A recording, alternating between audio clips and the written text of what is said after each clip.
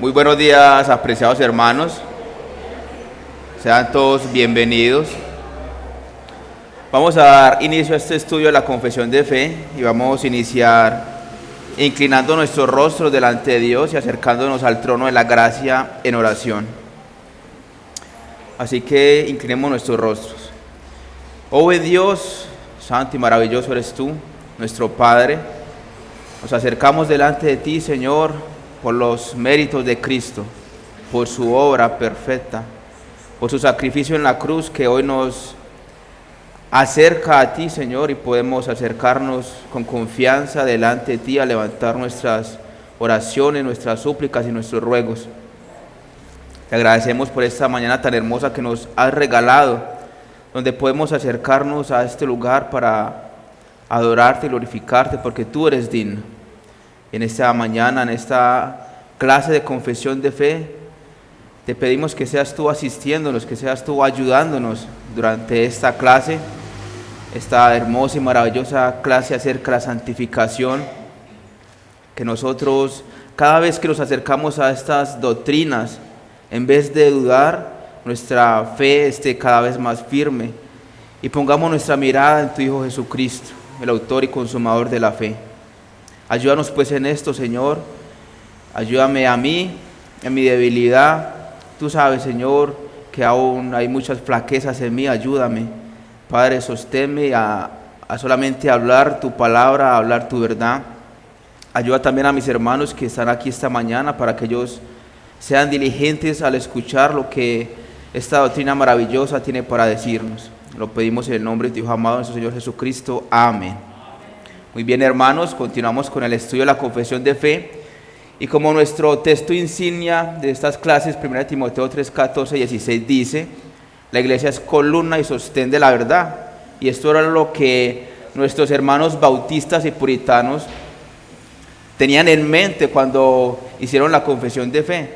Porque la confesión de fe, básicamente y sencillamente, lo que trata de hacer es ser sostén y columna de la verdad, porque durante el siglo XVII y durante los siglos que se confesionaron estas confesiones de fe, había muchas herejías y había muchas falsas doctrinas. Entonces esto hizo necesaria la confesión de fe.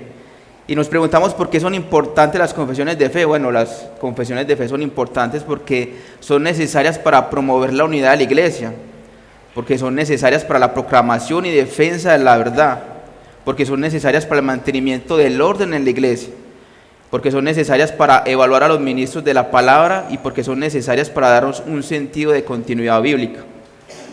Y una de estas falsas doctrinas o herejías o falsas enseñanzas que estaba durante el siglo XVII con la que nuestros hermanos bautistas y puritanos tuvieron que luchar era el antinomianismo del siglo XVII.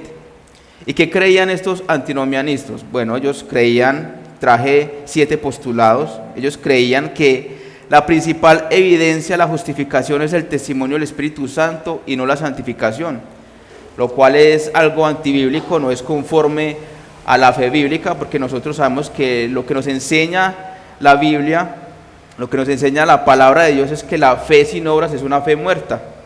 Así que la principal evidencia de la justificación no es que el Espíritu Santo me diga a mí internamente, sino que es algo que se debe ver externamente. O sea que la principal evidencia de que nosotros hemos sido justificados son los frutos que damos, y uno de estos frutos es la santificación. Otro postulado que tenían los antinomianos era: la fe no es la condición de la justificación, sino una consecuencia de ellos. O sea que según ellos la base de la justificación no es la fe, sino que es un mérito que hay en el hombre. Nuevamente, como todas las falsas doctrinas y falsas enseñanzas herejías, lo que hacen ellos es quitarle la gloria a Dios y ponerla en el hombre. Ellos también decían que el pecador no es preparado por la ley para señalarle la gracia. O sea, según ellos, el pecador no necesita ver la ley para ver que es un pecador, lo cual es totalmente contrario a lo que dice la palabra de Dios. Porque ¿cómo sé yo que soy pecador cuando la ley me dice que soy pecador? ¿Cómo sé yo que soy mentiroso cuando la ley dice que no debo mentir? Ellos también decían que Cristo no solo va renovando al pecador caído, que ahora ha creído, sino que lo ha alcanzado por completo ya. O sea, según los antinominianos, los hombres somos perfectos. Según ellos, con este postulado, ellos dicen que hemos alcanzado la perfección, que Cristo nos ha dado la perfección, pero eso es contrario nuevamente a lo que enseña la Biblia. Ellos también dicen que Dios en ningún sentido ve pecado en sus hijos, y aunque esto pareciese que fuera cierto y pareciese que fuera bíblico, no lo es. Porque aunque sabemos que Dios cuando nos ve a través de Cristo Jesús, de su obra, nos ve justificados, no es cierto que en ningún sentido vea pecado en nosotros, porque Él, cuando nosotros pecamos, Él sí ve esos pecados, y de hecho nos disciplina por ellos y nos corrige por ellos. Y otra de las cosas que ellos creían era esto: los cristianos pueden vivir en pecado. Los cristianos pueden vivir en pecado. Según ellos, como no hay ley, como no tenemos que ajustarnos a lo que dice la palabra, podemos vivir como queramos, podemos vivir en pecado. Y por último, ellos dicen que la ley de Dios no es necesaria para la conversión ni para la vida después de la conversión. O sea, para ellos la palabra de Dios no tiene ninguna importancia. Pero ¿qué dice la palabra de Dios acerca de esto? O mejor dicho, ¿qué dice nuestro Señor Jesucristo acerca de esto? Bueno, Juan 14, 21 al 23 dice: el que tiene mis mandamientos y los guarda es el que me ama, y el que me ama será amado por mi Padre, y yo le amaré y me manifestaré a él. Le dijo Judas, no el Iscariote: Señor, ¿cómo es que te manifestarás a nosotros y no al mundo?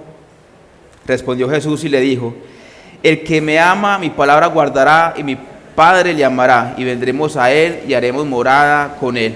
Y el contexto de este texto, esta es la última cena, está ya nuestro Señor Jesucristo en los últimos días.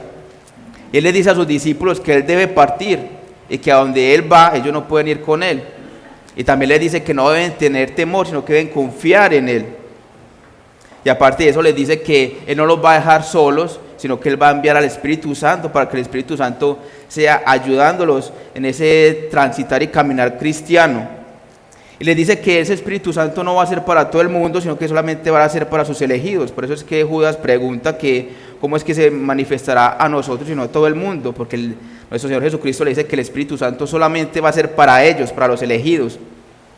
Y aquí es donde les dice: el que tiene mis mandamientos, o sea, aquellos que han sido elegidos, aquellos que han sido llamados, aquellos que han sido justificados, tienen los mandamientos de Dios y los guardan. Así que se puede decir que amar a Cristo y guardar sus mandamientos son coextensivos en su significado, y deberían de serlo, y lo serán perfectamente en la iglesia glorificada. Como dijo Agustín: quien ama a Dios tiene en él ese espíritu que lo llevará a guardar los mandamientos de Dios, y cuando obedece estos mandatos simplemente está poniendo en práctica el principio que anima su mente. Así también, cuando consideramos la posición real de Cristo, que Dios lo ha hecho cabeza de todas las cosas de la iglesia, cuando consideramos su poder, que todo poder le es dado en el cielo y en la tierra, y cuando consideramos su sabiduría, que en él está escondida toda la plenitud de la sabiduría y el conocimiento, se considera razonable y prudente que guardemos estos mandamientos suyos. Pero aparte de esto, el amor a él conducirá y debe conducir a una observancia espontánea de estos mandamientos, porque se reconocerá de inmediato que esos mandatos, aunque a veces aparentemente son difíciles de soportar para la carne y la sangre, son todavía para la salud del alma. Así que el amor dará una obediencia plena y gozosa, no como la obediencia de un esclavo a su dueño severo, ni como el de alguien que sirve con servicio visual y escapará cuando sea posible, ni como el de quien se alegra de obedecer en grandes cosas, pero que no obedece las pequeñas y las descuida. El amor de Cristo dominará a todos y su gobierno. Él mismo será la guía de toda nuestra vida y de toda su actividad. Así que nosotros ante esto debemos responder: Señor, ¿qué quieres que haga? Y el salmista entendió esto. En el Salmo 119, del 9 al 11 dice: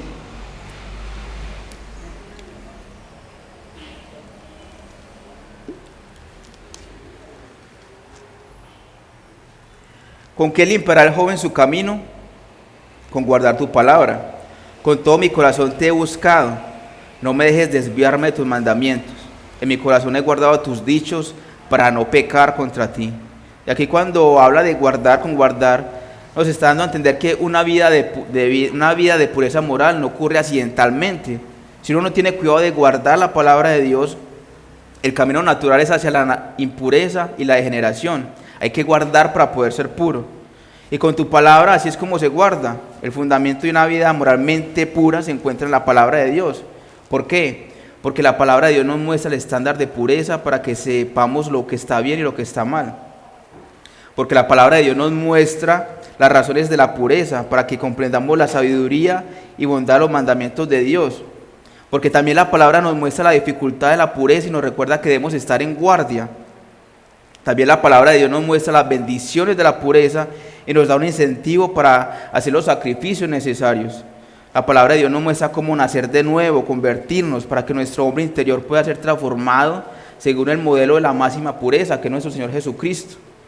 La palabra de Dios nos muestra el camino para ser empoderados por el Espíritu Santo, para que tengamos los recursos espirituales para ser puros. La palabra de Dios es un refugio contra la tentación, dándonos una vida de escape en la época de la tentación.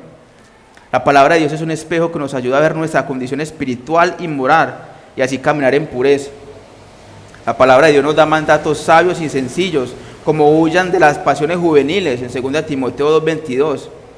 La palabra de Dios nos limpia la impureza y de hecho limpia nuestra vida en un sentido espiritual. Y la palabra de Dios es la clave para la renovación de nuestra mente, que a su vez es la clave para la transformación personal, moral y espiritual. La palabra de Dios nos da un refugio contra la condenación cuando hemos sido impuros y nos muestra cómo arrepentirnos y volver a una vida pura. La palabra de Dios nos muestra cómo conducir nuestras vidas para que seamos un estímulo para otros en pureza. Jesús habló específicamente del poder de su palabra para limpiarnos y mantenernos puros. Él dijo: ya vosotros estáis limpios por la palabra que os he hablado, en Juan 5:3. Y también dice: santifícalos en tu verdad, tu palabra es verdad, en Juan 17:17. Pero tal vez usted se está preguntando: ¿y qué tiene que ver esto con la santidad? ¿Qué tiene que ver el obedecer? ¿Qué tiene que ver el guardar la palabra con la santidad? Pero mis hermanos, esto es muy importante porque la santidad es el resultado de la obediencia continua. La santidad y la obediencia están abrazadas, ellas caminan juntos. No se puede ser santo si no somos obedientes, y alguien no puede ser obediente y guardar la palabra y no estar creciendo en santidad. 1 Juan 2:6 nos dice: el que dice que permanece en él, en Cristo, debe andar como él anduvo. ¿Y cómo anduvo nuestro Señor Jesucristo? En obediencia. Él fue obediente en todo el sentido. Ahora, mis hermanos, quiero dar una definición de lo que es la santidad.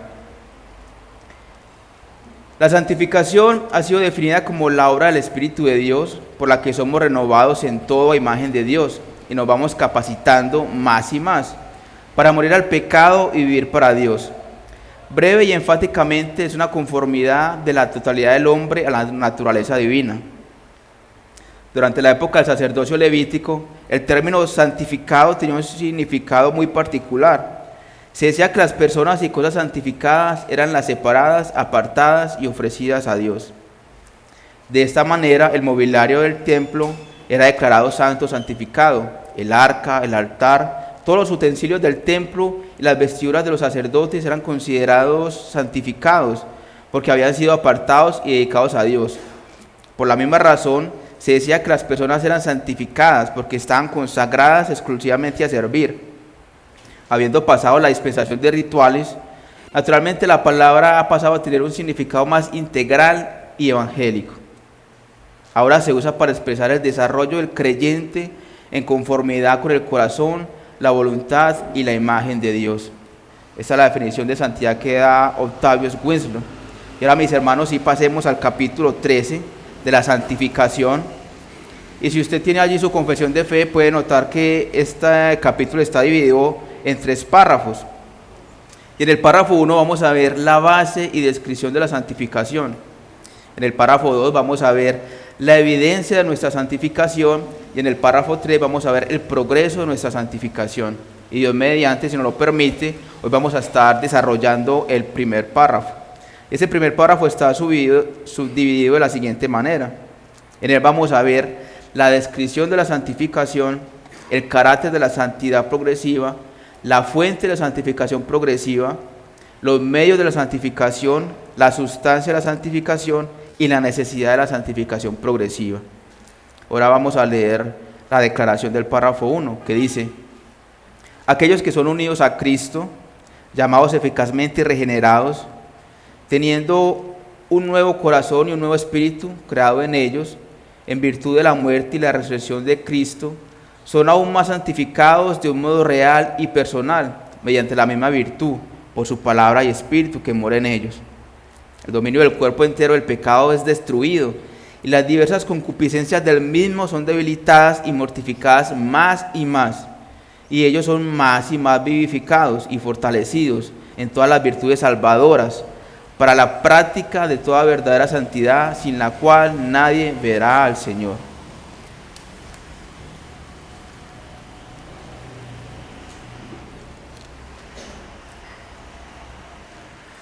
Muy bien, mis hermanos, empecemos desarrollando este primer párrafo. Y en la primera parte del párrafo podemos encontrar la descripción de la santificación. Dice la confesión: aquellos que son unidos a Cristo, llamados eficazmente y regenerados, teniendo un nuevo corazón y un nuevo espíritu, creado en ellos en virtud de la muerte y resurrección de Cristo, son aún más santificados de un modo real y personal. En teología esto se conoce como la santificación inicial o santidad inicial. ¿Y qué es la santificación inicial? Bueno, la santificación inicial es la obra que hace el Espíritu de Dios en la conversión, por medio de la cual somos librados absolutamente del dominio del pecado, no de la presencia del pecado, sino del dominio del pecado. Ahora pasamos a ser dominio de Cristo. El pecado ya no nos domina más. Eso es la santificación inicial. Hemos roto la cadena que nos ataba al pecado. Dios nos libró de la esclavitud del pecado. El pecado sigue siendo nuestro enemigo porque tenemos que seguir luchando contra él, pero ya no es nuestro rey. Ahora nuestro rey es nuestro Señor Jesucristo. Él tiene el control de nuestra vida. Pero ¿qué hizo Dios para que esto fuera posible? Bueno, primero nos unió a Cristo. Estamos crucificados con Cristo. Vamos a Gálatas 2:20, no lo tengo en pantalla, pero vamos un momento allí. Gálatas 2:20.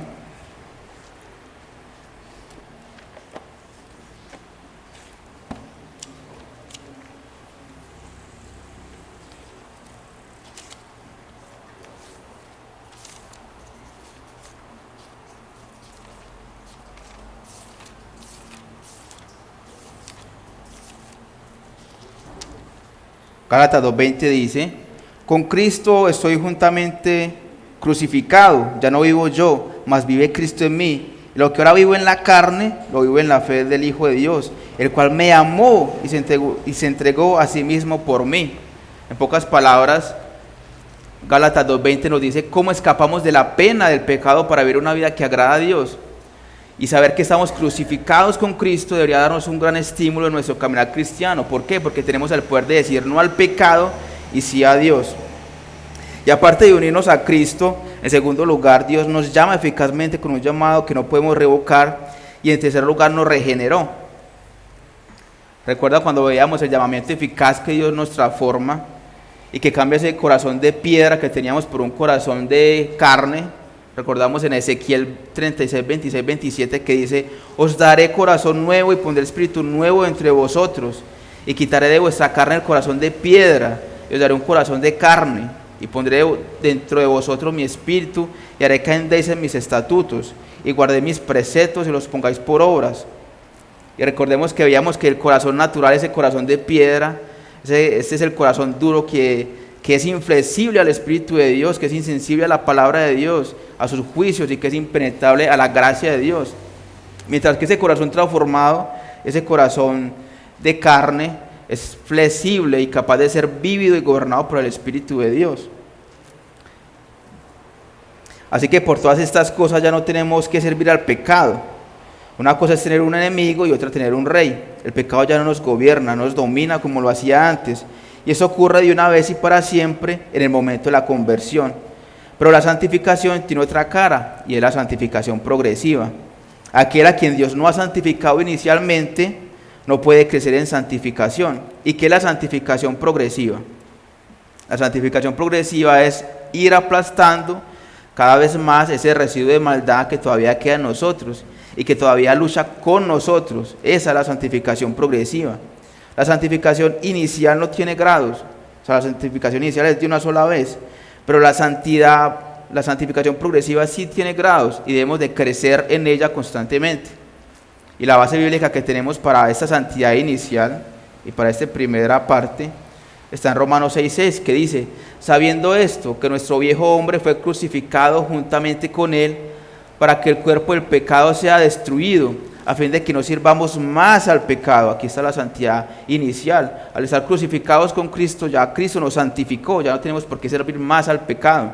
Y si usted en su casa puede leer Romanos 6 del 1 al 14, sería de gran bendición, porque allí en este capítulo se explica todo esto a más detalle. Así que ya hemos muerto al pecado y somos vivificados para novedad de vida.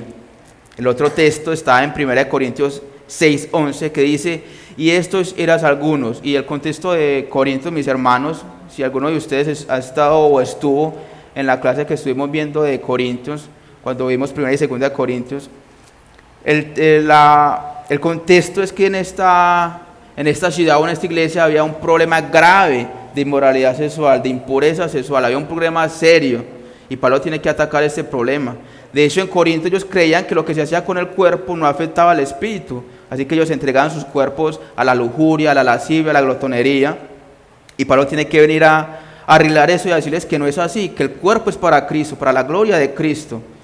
De hecho, hay una parte más adelante en estos versículos que dice que nosotros que estamos unidos a Cristo, no podemos unir nuestro cuerpo al adulterio, a la fornicación, porque el que se une con una ramera es un solo cuerpo con ella, así que no podemos hacer esto.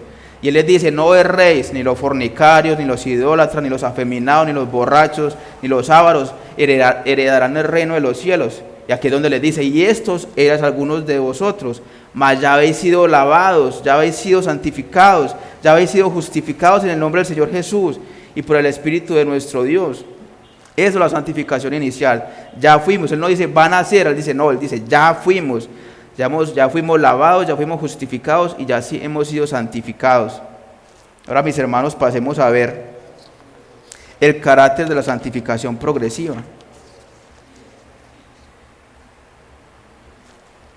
Y dice la confesión: son aún más santificados de un modo real y personal. La santificación progresiva es una santificación real, y nuestros hermanos bautistas y puritanos ponen allí la palabra real en opuesto a la palabra aparente, porque no es una santificación aparente, no es algo que solamente se ve en lo externo, sino que es algo que se ve interno.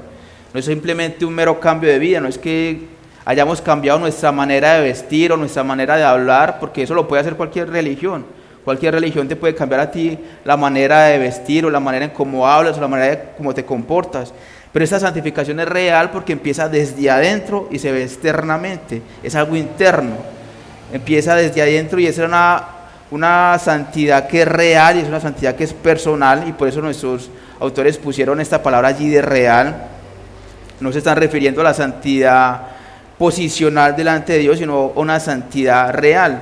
No es que solamente Dios nos haya hecho santos, nos haya declarado santos, sino que Él nos hace santos. Él está orando en nosotros para que seamos cada vez más similares a la imagen de Cristo. Y la base bíblica que tenemos para esto está en Romanos 6, 19 al 22, que dice: hablo como humano, por vuestra humana debilidad, que así como para iniquidad presentasteis vuestros miembros para servir a la inmundicia y a la iniquidad, así ahora para santificación presentad vuestros miembros para servir a la justicia. Aquí vemos que no solamente, que Pablo les está diciendo que no solamente es que dejen esos pecados, sino que así como presentaban sus cuerpos para el pecado, para las lujurias, para los deleites del pecado, ahora ese mismo cuerpo lo presenten para servir al Señor, para servir en justicia. Y sigue diciendo: porque cuando eras esclavos del pecado, eras libres acerca de la justicia. Pero ¿qué fruto tenías de aquellas cosas de las cuales ahora os avergonzáis? Porque el fin de ellas es muerte.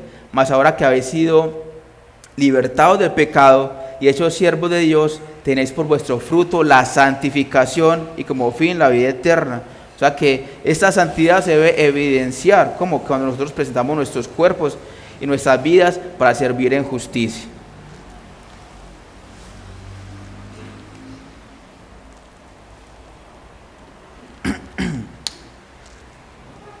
Ahora, mis hermanos, pasemos a ver la fuente de la santificación progresiva. dice aquí, por medio, creados en ellos en virtud de la muerte y la resurrección de Cristo, por su palabra y espíritu que mora en ellos. Así que, ¿cuál es aquí la fuente? La fuente es la muerte y resurrección de Cristo.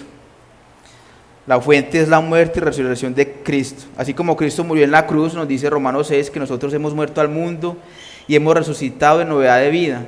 O sea que aunque nosotros no podamos entender esto, que no comprendamos exhaustivamente y en su totalidad esto, cuando Cristo murió en la cruz 2000 años atrás, y nosotros nos convertimos 2000 años después, entonces hay un efecto retroactivo, misterioso, en el cual morimos con Cristo y resucitamos con Él. Si no hubiese sido por la muerte y resurrección de Cristo, nosotros no podríamos ser santos, porque Cristo es la fuente de nuestra santificación. Los creyentes son santificados en virtud de su unión con Cristo. Él es la fuente única de santificación y suministra a su pueblo todo lo que necesita para crecer espiritualmente, mientras permanece en Él por la fe. Como escribe el apóstol Pablo, están ustedes en Cristo Jesús, el cual se hizo para nosotros sabiduría de Dios y justificación, santificación y redención, en 1 Corintios 1:30. Y en esta parte quiero leer algo que dice A.W. Pink, hablando acerca de la santificación en Cristo, y él dice: el creyente ya ha sido perfectamente santificado en el decreto y propósito del Padre. Cristo ha obrado para él lo que, cuando se reconoce en su cuenta, lo capacita perfectamente para los atrios del templo de Dios en lo alto. En el momento que es vivificado por el Espíritu, es creado en Cristo y por lo tanto santificado en Cristo. Así tanto su posición como su estado son santos a los ojos de Dios. Además, el hecho de que el Espíritu habite en él, haciendo de su cuerpo templo de él, lo constituye personalmente santo. Y esto es de la mayor importancia, que el cristiano tenga muy claro este punto. No nos convertimos en santos por medio de acciones santas. Ese es el error fundamental de todas las religiones falsas. No. Primero debemos ser santos antes de que podamos hacer acciones santas. Como la fuente debe ser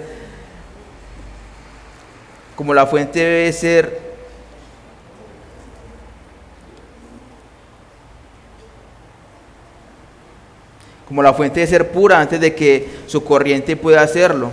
El árbol debe ser bueno para que su fruto sea sano. Primero, Dios tranquiliza nuestros corazones antes de que ordene que nuestras manos se dediquen a su servicio. Él da vida para que estemos capacitados para dar amor. Él crea en nosotros una naturaleza santificada para que pueda haber una conducta santificada. Dios nos presenta inmaculados en el lugar santísimo, según la sangre y la aspersión, para que, saliendo con una conciencia purificada de obras muertas, busquemos agradarle y glorificarle. En esta creación de esta naturaleza santa dentro de nosotros es algo enteramente nuevo, un hombre nuevo, un corazón nuevo, un espíritu nuevo, la conformación de nosotros a otra imagen, hasta alcanzar la del postrer Adán, el Hijo de Dios. Es la impartición de un principio santo, implantado en medio de la corrupción, como un hermoso rosal que crece en un estercolero. Esa es la progresión de la buena obra, iniciada en nosotros en el momento de la regeneración. Recibe muchos nombres, como el hombre interior y el interno, el del corazón. Se denomina simiente y espíritu, porque es obrada en nosotros por el Espíritu de Dios. Es mediante la recepción de este principio, naturaleza santa, que el creyente es muerto, que es librado de la plaga y la presencia del pecado.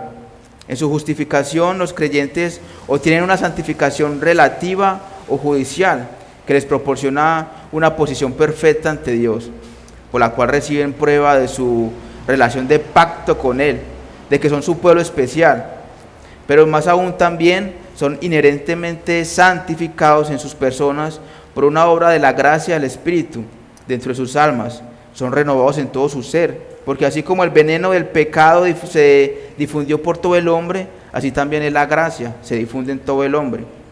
Sin embargo, señalemos que aunque toda la persona del cristiano es renovada por el Espíritu y todas las facultades de su alma son renovadas, no hay ninguna operación de la gracia sobre su vieja naturaleza. Él tiene que morir y nacer de nuevo, de modo que su maldad sea expulsada, la carne o principio del pecado que mora en ellos no es erradicada ni purificada, ni hecha nueva.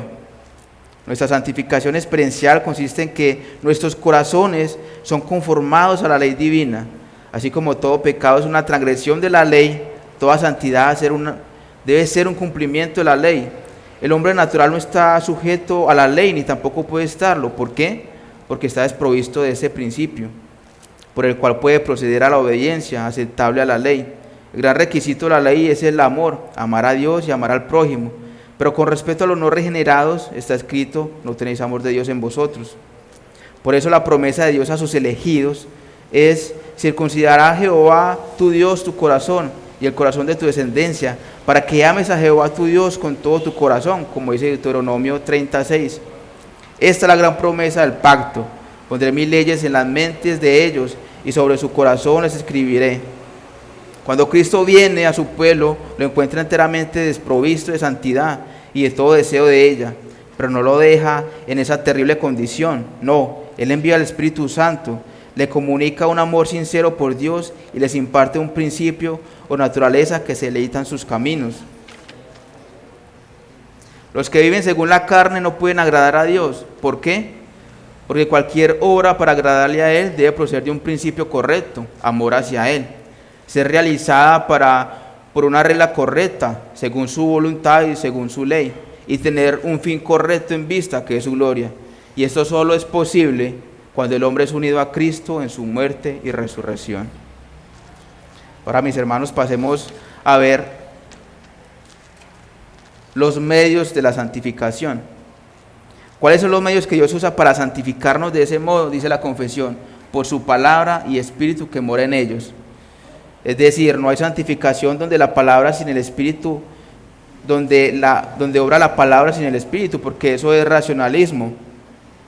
Ni tampoco donde el espíritu obra sin la palabra, porque eso es misticismo. Es la palabra y el espíritu. La base bíblica es Juan 17:17, que dice: santifícalos en tu verdad, tu palabra es verdad.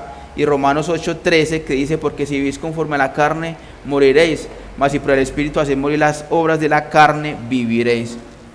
Así que algunos de los medios para la santificación es la palabra de Dios y el espíritu. Claro, hay otros medios como la oración, también hay otros medios como congregarnos, pero principalmente es guardar la palabra de Dios y la ayuda del Espíritu Santo, depender del Espíritu Santo.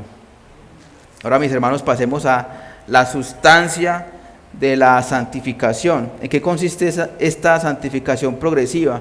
Y hay una parte negativa y una parte positiva, y el hecho de que haya puesto allí parte negativa no significa que esto sea algo malo, sino que es algo que debemos dejar de hacer unas cosas y hacer otras cosas. Por eso puse allí parte negativa y parte positiva.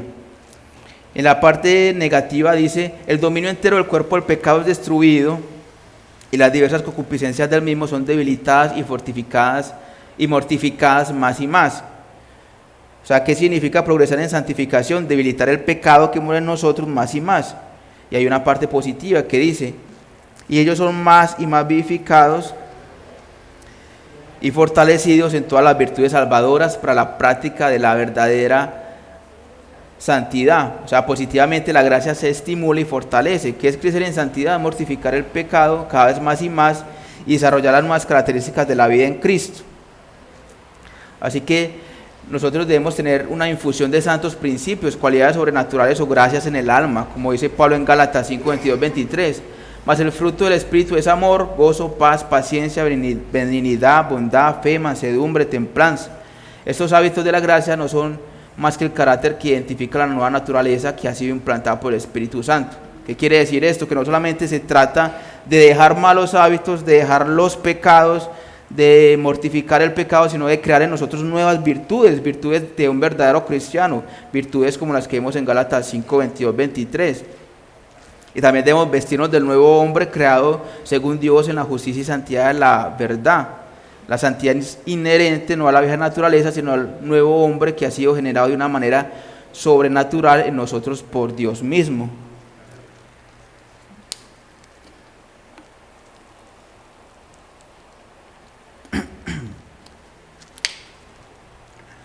Ahora, mis hermanos, pasemos a ver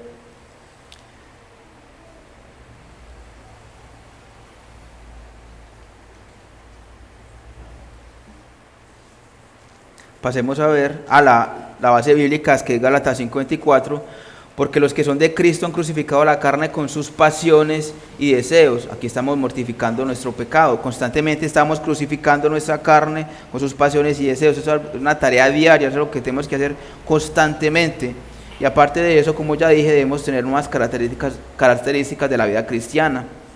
Efesios 4, 22 al 25, que dice: en cuanto a la pasada manera de vivir, despojados del viejo hombre, que está viciado conforme a los deseos engañosos, y renovados en el espíritu de vuestra mente, y vestidos del nuevo hombre, creado según Dios en la justicia y santidad de la verdad.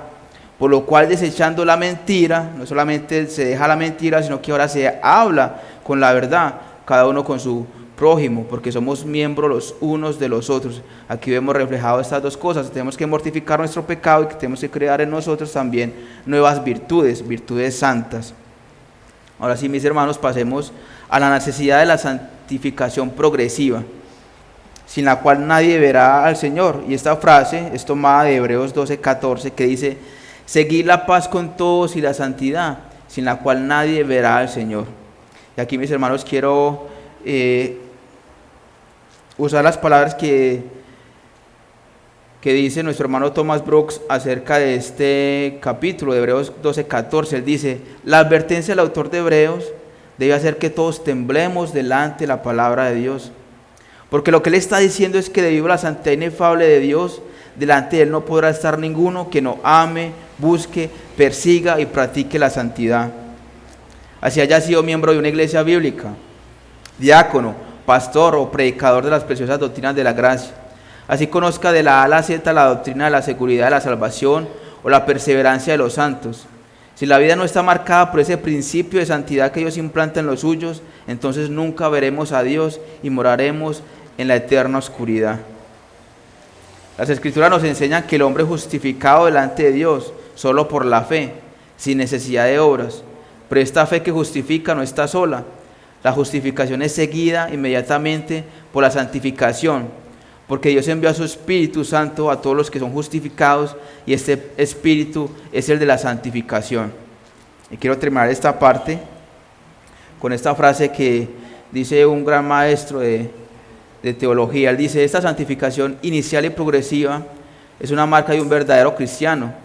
Si no buscamos la santidad en nuestras vidas, como la define y describe la Biblia, al final estaremos perdidos.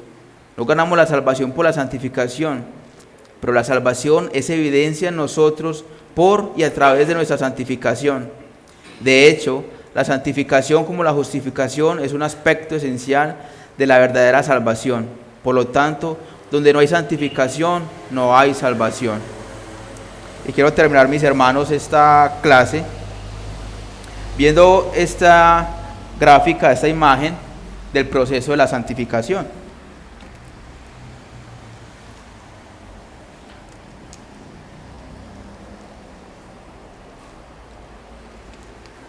Recordemos que la base de la santificación es nuestra unión con Cristo, en virtud a su muerte y resurrección de Cristo. Y este proceso de santificación, como vemos en la imagen, tiene tres procesos.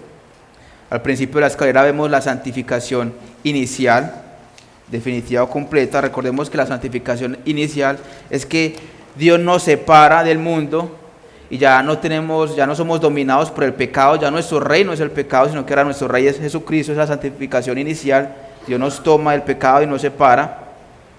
Y esa santificación inicial es definitiva o completa. Es decir, Dios al que llama, lo justifica, y al que justifica lo santifica y lo adopta. No es que Dios diga: a este hermano de aquí lo voy a santificar, a este hermano de aquí lo voy a justificar, a este hermano de aquí lo voy a llamar. No, Dios hace toda la obra de una vez y por eso y para siempre, y por eso es definitiva y completa, es irreversible. Aquel a que Dios ha llamado sí o sí lo va a santificar.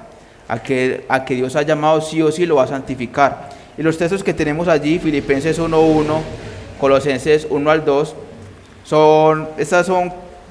en estos textos vemos cuando Pablo escribe a estas diferentes iglesias, él los llama santos, él les dice santos. Estos son los santos de Dios. O sea que Él los está declarando santos porque sabe que en ellos hay una santidad inicial que es definitiva y Él los llama santos. Después, más adelante en la escalera, vemos la santificación progresiva y tenemos allí tres textos. En 1 Tesalonicenses 5:23 dice: y el Dios de paz os santifique en todo, y todo vuestro espíritu y alma y cuerpo sea guardado irreprensible para la venida de nuestro Señor Jesucristo. Aquí lo que nos enseña es que debemos usar los medios de santificación, y estos medios de santificación son la palabra, el Espíritu Santo, mortificando constantemente el pecado, vivificándonos en las virtudes salvadoras, como veíamos en Gálatas, que hay que tener en nosotros los frutos del Espíritu Santo, y en la comunión con los hermanos, congregándonos. Esos son los medios de gracia que Dios nos ha dado para crecer en santificación: la oración, la lectura de la palabra, la dependencia del Espíritu Santo y el congregarnos. Así que en esta parte hay un esfuerzo humano con dependencia del Espíritu Santo. Y dice, si el mundo y el tumor crecen, o sea, si cada vez vemos más maldad en el mundo, si cada vez vemos que se desata más la maldad, ¿qué tenemos que hacer nosotros? Crecer en santidad, constantemente, siempre. También tenemos allí otro texto que es 2 Corintios 3:18, que dice: por tanto nosotros, mirando a cara descubierta como un espejo la gloria del Señor, somos transformados de gloria en gloria en su imagen, como por el Espíritu del Señor. O sea que también somos santificados cada vez que ponemos nuestra mirada en Cristo. Cada vez que lo miramos a Él, somos santificados y somos transformados de gloria en gloria. Y el otro texto que vemos allí de Romanos 6:22, que dice: pero ahora, libertados del pecado y hechos hijos de Dios, tenéis por vuestro fruto la santificación y como fin la vida eterna. Y allí dice allí que vemos prácticamente los tres procesos. ¿Cuáles tres procesos? Somos liberados del pecado, hechos hijos de Dios y estamos creciendo en santificación. Estos son los tres procesos. Pero tenemos que luchar contra tres poderes que siempre van a estar allí, que vemos en amarillo, que dice la mundanalidad, el orgullo y la incredulidad. En la mundanalidad tenemos que luchar contra ese amor que a veces queda en nosotros por el mundo, por las cosas del mundo, por ser como es el mundo, por ser felices aquí y ahora. Tenemos que luchar contra eso, tenemos que aborrecer el mundo. Contra el orgullo, que este es como el enemigo más fuerte que tenemos, el yo, el orgullo. Tenemos que ser humildes, tenemos que luchar contra este orgullo constantemente, porque siempre, y esta es la manera en como la tentación ataca, siempre dice: es que usted se lo merece. Siempre que el pecado viene, la tentación viene, nos dice eso: es que usted se lo merece, es que usted ha sufrido mucho, es que nadie se va a dar cuenta. Entonces tenemos que luchar contra ese orgullo, contra ese ego, tenemos que estar muriendo constantemente a nosotros mismos. Tenemos que pedirle al Señor en oración que nos mate a nosotros mismos, para que podamos ser humildes. Y otra cosa con la que tenemos que luchar es la incredulidad. Y yo sé, mis hermanos, que estas doctrinas que hemos estado viendo últimamente, el llamado eficaz, la justificación, la adopción, la santificación, la fe salvadora, todas estas doctrinas nos llevan a dudar de si realmente somos salvos. Nos llevan a cuestionarnos de si realmente estamos viviendo en santidad, de si realmente hemos sido llamados. Y la pregunta es: ¿qué vamos a hacer? ¿Qué vamos a hacer ante la incredulidad? ¿Qué vamos a hacer ante la duda? ¿Vamos a salir corriendo? ¿Vamos a decir: esto no es para mí, me voy a ir de la iglesia? No, mis hermanos, lo que tenemos que hacer es venir a Cristo, poner nuestra mirada en Cristo. Muchas veces el problema es que nos estamos mirando a nosotros mismos, y como decía el teólogo, cuando me miro a mí mismo me encuentro sin esperanza, no hay salvación para mí, pero cuando pongo mis ojos en Cristo hay esperanza, hay salvación. Como alguien también decía, la sangre todavía está tibia, Él todavía tiene el poder para salvar, todavía podemos acercarnos a Él y encontrar en Él salvación. Y por último, mis hermanos, en la última parte del escalón vemos la santificación final o glorificación. Hebreos 12:23 dice: y a la congregación de los primogénitos que están escritos en los cielos, y a Dios el juez de todos, y a los espíritus de los justos hechos perfectos. O sea que en esa santificación final o glorificación ya vamos a ser perfectos, ya no va a haber pecado en nosotros, ya no vamos a tener que luchar contra el pecado, no vamos a tener que sufrir contra el pecado, vamos a ser transformados y glorificados nuestros cuerpos, vamos a ser ahora sí a la imagen de Cristo. Y en Apocalipsis 21:27 dice: no entrará en ella ninguna cosa inmunda, ni el que hace abominación ni mentira, sino solamente los que están escritos en el libro de la vida del Cordero. O sea que cuando estemos en esta última parte del escalón vamos a ser santificados por completo, totalmente. No va a haber ni una sola mancha, vamos a ser puros y sin mancha delante de Dios. Pero ese momento todavía no ha llegado. Aún no estamos delante de Dios, aún no estamos en esta santificación final o glorificación. Así que la tarea de nosotros es seguir luchando constantemente en crecer en santificación progresiva, dejando los pecados y creando en nosotros nuevas virtudes. Vamos a inclinar nuestro rostro, mis hermanos, y vamos a orar. Oh, buen Dios, maravilloso, gracias por esta clase, Señor, gracias porque nos has enseñado que tú nos has santificado por la obra perfecta de nuestro Señor Jesucristo. Él llevó una vida de perfecta obediencia a tu ley, a cada uno de los mandatos. Cada una de tus leyes fueron cumplidas por Él. Él satisfizo totalmente tu justicia. Y Él fue obediente y también hasta la muerte. No solamente hizo lo que nosotros no podíamos hacer, sino que pagó el precio por lo que nosotros hicimos, que fue desobedecer y violar tu ley. Oh Señor, qué gran misterio es este, pero nos deleitamos en Él. Ponemos nuestra mirada en tu Hijo Jesucristo, Señor, y encontramos en Él esperanza, encontramos en Él salvación, y te agradecemos por esto.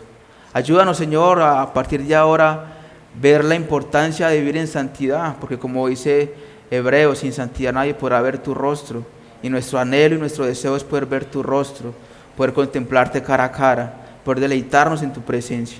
Ayúdanos pues en esto, Señor, a ser más diligentes, a ser más sabios, a amar más tu palabra, a guardar más tu palabra. En el nombre de tu Hijo amado, nuestro Señor Jesucristo. Amén.